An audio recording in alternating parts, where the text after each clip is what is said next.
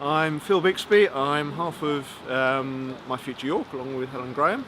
I'm a local architect. I have lived in York for 20 odd years, and much of my work in the past has been on working with groups, helping them to make collective decisions. And so I have an interest in this process within Castle Gateway about how you get collective decision making made.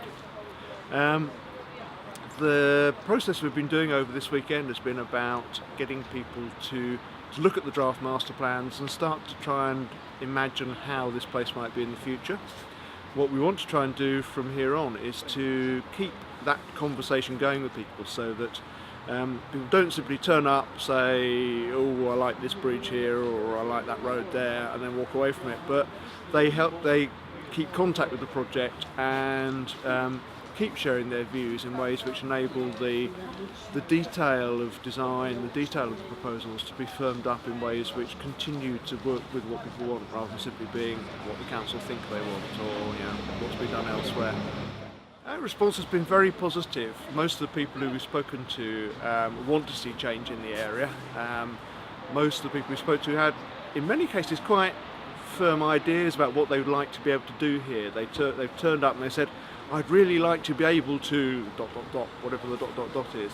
And so by recording stuff on post-its on the master plan boards who got behind us, by doing interviews, by getting comments from them in all sorts of ways, we've been able to build up more of a picture about how the broad master plan proposals kind of would fit with individuals' needs.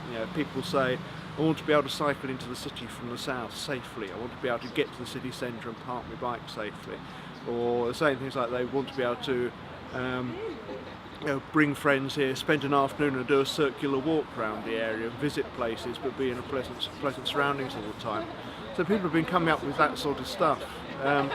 We've been sending people on the coaching walks, and people have been using the coaching walks as an opportunity to try and imagine how the place will be in the future, and again kind of then give richer, kind of more detailed kind of views about what's needed, what would make the place work for those kind of future needs they have.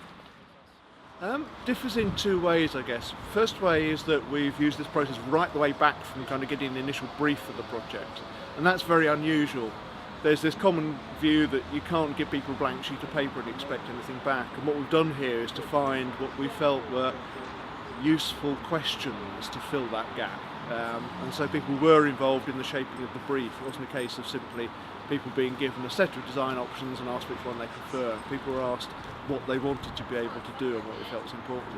So that's different. I think the kind of main reason we wanted to keep people involved in the process right the way through is that the design of anything, whether it's a building or urban space or a part of a city, only really works when you really know what people want to be able to do there.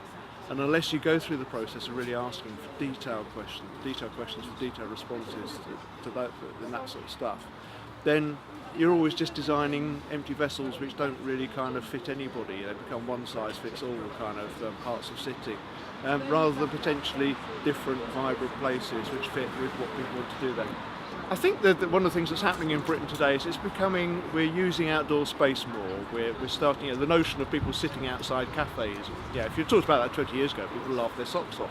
But we have now got a kind of culture where people do enjoy public space, they enjoy just seeing what other people are doing, they enjoy city spaces being animated spaces where things happen and they can be part of.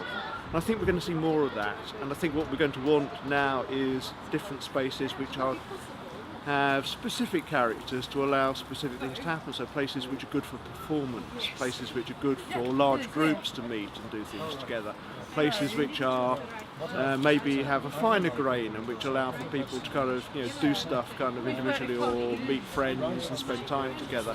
And I think that if we can design cities which provide those kind of varied outdoor spaces, then that would be the big thing to come out of this. Hopefully it would be, somebody talked about, the loveliest quote I heard from the earlier coaching walks which were done was somebody who said, what we want is a city which is designed to give us hope. And I think maybe that would be something I'd say. Let's have somewhere which reflects values about a positive future and where that gets built into the environment we live in.